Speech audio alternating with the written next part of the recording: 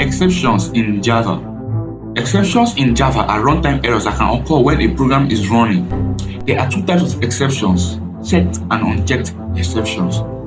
To handle exceptions in Java, you can use a try-catch block. This allows you to catch any exceptions that occur and handle them gracefully. Here's an example of how to use a try-catch block to handle exceptions in Java. It's important to be specific when catching exceptions. This allows you to handle different types of exceptions in different ways. In this example, we catch an IO exception specifically and handle it differently from any other exceptions that may occur.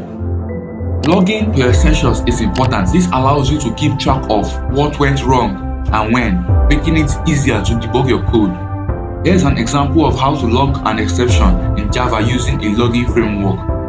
It's also a good practice to use multiple catch blocks instead of catching too many exceptions in a single try-catch block. This makes your code easier to read and maintain. In this example, we catch different types of exceptions using separate catch blocks. And that's it.